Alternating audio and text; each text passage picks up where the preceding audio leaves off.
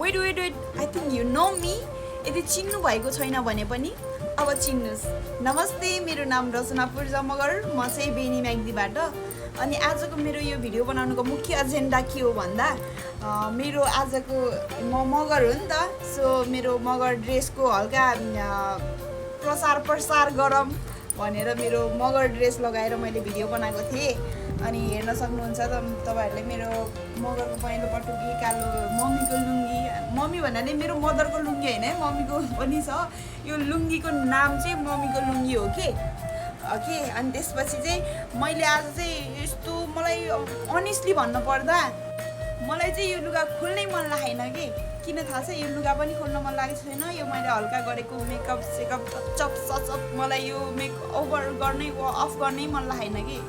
किन भन्दा I don't know किन आफूलाई आफू हल्का त्यस्तो वा मै राम्रो मै गतिलो भनेको होइन कि, हल्का हल्का आफूलाई प्रिटी देखिरहेको छु कि। अनि त्यस्तो हेभी मेकअप गरेको पनि होइन, हल्का मैले फाउन्डेसनहरू लगाएको थिएँ। त्यो त खोल्न पऱ्यो, आफूले आफूलाई हेल्दी राख्नु पऱ्यो। अब अघि मैले नाचेर पनि भिडियो हालिसकेको छु, तपाईँहरूले हेर्न सक्नुहुन्छ मेरो प्रोफाइलमा गएर। अनि मेरो भर्खरै भ्लग र यो मगर कल्चरको ड्रेस लगाएको भिडियो छ, त्यहाँ गएर लाइक कमेन्ट र फलो गर्न नभुल्नु है। हजुरहरूले फलो गर्नुहुन्न नि, फेरि मैले थाहा पाएको छु। अनि मलाई खोल्न मन लागेन कि, तर खोल्न पऱ्यो। खोलेपछि हेल्दी हुनु पऱ्यो, स्किनलाई पनि केयर गर्नु पऱ्यो नि त। हामीले स्किनलाई केयर गरे पो स्किनले हामीलाई राम्ररी देखाउँछ होइन।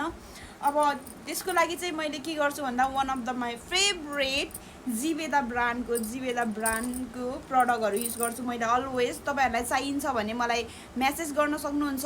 अनि यसको बारेमा कसरी युज गर्ने, कतिमा रिजल्ट पाइन्छ, यसको बेनिफिटहरू के हुन्छ भन्ने जान्न मन लागेको छ भने मलाई म्यासेज गर्न सक्नुहुन्छ। नहिचकिचाइकन म हजुरहरूलाई मजाले एक्सप्लेन गरिदिन्छु। अनि यसको पैसाहरू कति पर्छ, प्राइस कति पर्छ भन्ने पनि मैले यहाँ लेखिदिएको हुन्छ है त। सबैभन्दा पहिला मलाई खोल्नै मन लागेको छैन फेरि भनिरहेको छु है, तर त्यही पनि माया त गर्नु पऱ्यो। सधैँभरि यस्तै बस्नु त हुन्न, यो मेकअपलाई उतार्नुपर्छ अनि कपडाहरू पनि चेन्ज गर्नुपर्छ है त। अनि सबैभन्दा पहिला मैले के गर्छु भन्दा यो फेसवासले यो नाइसिनामाइड फेसवासले चाहिँ फेसवास गर्छु। अनि यसले किन गर्छु भन्दा यसले के गर्छ भन्दा यसले चाहिँ हाम्रो बाहिर स्किनमा भएको डस्टहरूलाई चाहिँ, स्वेटहरूलाई चाहिँ, धुलो मैलो पसिनाहरूलाई चाहिँ यसले पखाल्छ है। अनि अरू बेला मात्रै हुन्थ्यो भने मैले मेकअपहरू गरेको थिएन, फाउन्डेसन कन्सिलरहरू लगाएको थिएन भने यसले मात्रै नै पुग्थ्यो। तर मैले आज हल्का मेकअप गरेको छु पनि त, हल्का भए पनि त्यसको लागि चाहिँ हामीले अर्को क्लिन्जिङ मिल्क पनि युज गर्नुपर्छ कि। यसले किन गर्नुपर्छ भन्दा त्यसले बाहिरको स्वेटहरू डस्टहरूलाई चाहिँ पखाल्छ भने यसले चाहिँ मजाले डिप क्लिन गर्छ। हाम्रो छालामा त हल्का पोर्सहरू हुन्छ नि त, सानो सानो पालहरू हुन्छ, त्यहाँभित्र चाहिँ मेकअपको फाउन्डेसनहरू त्यो हामीले ब्लेन्डरले त्यस्तो गर्दा गएको हुन्छ पसिनाहरू। त्यही हामीले यत्तिकै रहन छोडिदियौँ भने त त्यसले हाम्रो स्किनलाई नराम्रो गर्छ नि त। त्यही भएर यसले चाहिँ यो क्लिन्जिङ मिलले चाहिँ डिप क्लिन गर्छ क्या हाम्रो यो हाम्रो पोर्सहरूलाई चाहिँ, पोर्सहरू भित्रैदेखि सफा गर्छ। अनि यसले बिस्तारै पोर्सहरू पनि हटाउँदै जान्छ है। त्यसपछि फर्स्टमा यसले धुने, सेकेन्डमा यसले धुन्छु। अनि त्यसपछि मेरो फेस वेट हुन्छ, चिसो हुन्छ। त्यसपछि म सुकेपछि मैले चाहिँ यो जिवेदाको भिटामिन सी सेरम युज गर्छु कि। यस्तो चाहिँ मैले तपाईँले बजेट छैन, जिवेदाको फुल प्रडक्ट युज गर्ने बजेट छैन, एउटा दुईवटा मात्र युज गरौँ, कुन गरौँ भन्ने सजेसन माग्नुहुन्छ भने नि यो अनि यो यसले चाहिँ किनकि भन्दा मान्छेको ब्राइटनेस बढाउँछ कि, गोरो बनाउँछ कि छिटो। अनि त्यसपछि यो लगाउँछु। यसले चाहिँ मान्छेको यसको बेनिफिट के हुन्छ भन्दा हाम्रो डल स्किन हुन्छ नि त, नराम्रो के नमिलेकोलाई चाहिँ स्किन स्मुथ बनाउँछ, एकदम पर्फेक्ट बनाउँछ है। अनि यो पछि चाहिँ मैले के लगाउँछु भन्दा मोइस्चराइजर लगाउँछु। यो मोइस्चराइजर, यसको चाहिँ सनस्क्रिन किन्ने पैसा छैन सबैसँग, म पनि अभियसली म त्यस्तो पैसा हुनेवाला त होइन, तर हल्का स्किनको केयर गर्नु चाहिँ लागेको छु है त मैले। अनि गर्न पनि गर्छ, हजुरहरूले पनि गर्नुभएको छ भने एकदमै गुड हो, मैले एप्रिसिएट गर्छु। यदि गर्नुभएको छैन भने अबदेखि गर्नुहोस् है। अनि यो चाहिँ मैले यो सेरम पछि मोइस्चराइजर लगाउँछु। यसले चाहिँ दुईवटा काम गर्छ कि, दुईवटा काम गर्छ, एउटा मोइस्चराइजरको पनि काम गर्छ, यामा यसले चाहिँ सनस्क्रिमको पनि युज गर्छ है। त्यस्तो प्योर सनस्क्रिम त होइन कि, मोइस्चराइजर हो, यसले हल्का सनस्क्रिमको पनि काम गर्छ।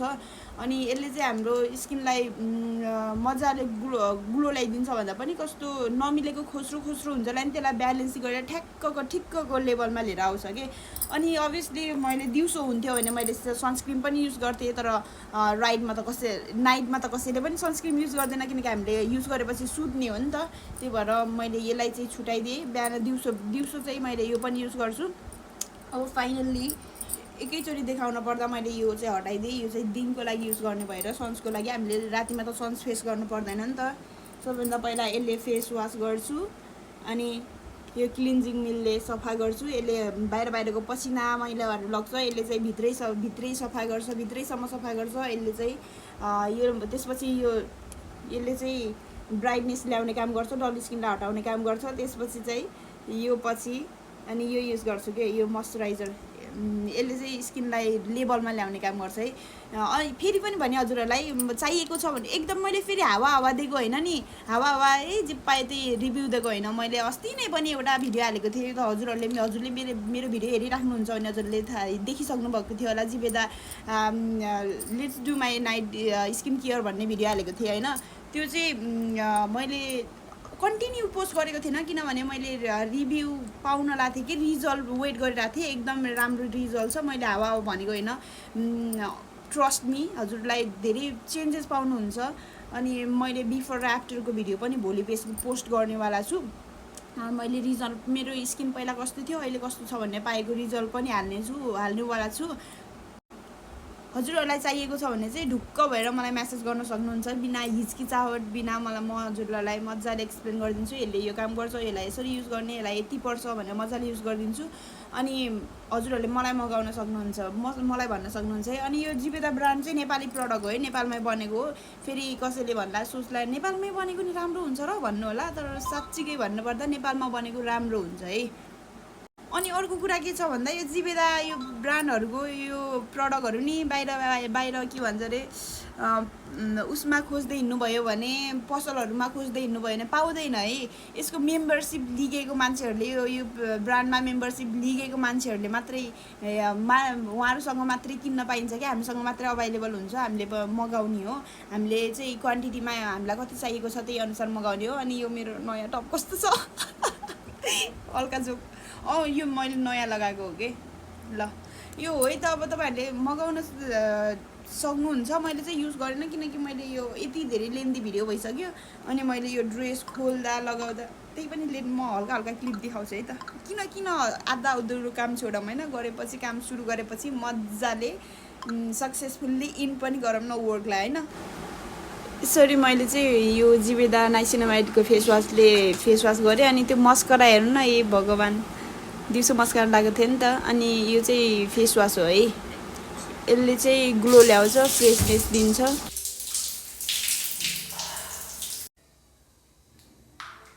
अब सेकेन्डमा चाहिँ क्लिन्जरको टर्न, किन मैले के भन्ने थिएँ अघि, यसले के काम गर्छ अरे पोर्सहरू मिनिमाइज गर्छ, पोर्सहरूलाई भित्रै डिप क्लिन गर्छ है।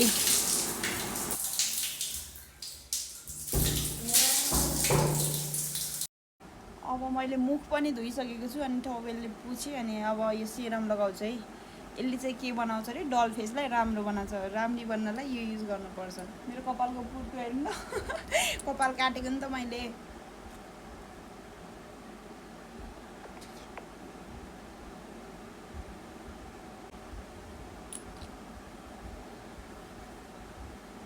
अब यस्तै यो लगाउने। अब मोइस्चराइजरको पालो है, मोइस्चराइजरको मैले कति धेरै युज गरेँ हालेँ। अब मैले लगाइसकेँ, मैले ब्लेन्ड गरिदिइसकेको। अनि यस्तो कानको जरा अनि यस्तो घाँटीमा पनि गर्नुपर्छ कि, बुझ्नुभयो ल। अहिलेसम्म हजुरहरूले मलाई टिकटकमा हेरेर एकदमै माया गर्नुभएको छ। अनि आज मेरो भ्युज जान घटेछ है गाइज। फर यु पेजमा दौडाइदिनु पऱ्यो, अलि धेरै समय हेर्न, लाइक कमेन्ट अनि रिपोस्ट गरिदिनु पऱ्यो, फेरि भ्युज हाइपमा ल्याइदिनु पऱ्यो है मलाई ल। अब मलाई टिकटकमा त माया दिइराख्नु भएको छ, फेसबुक र के अरे युट्युब भ्लगमा पनि रचना ब्लग्स भनेर हालेर सब्सक्राइब फलो लाइक कमेन्ट गरिदिनु होला। धन्यवाद, तपाईँहरूको मायाप्रति म आभारी छु। Thank you for watching.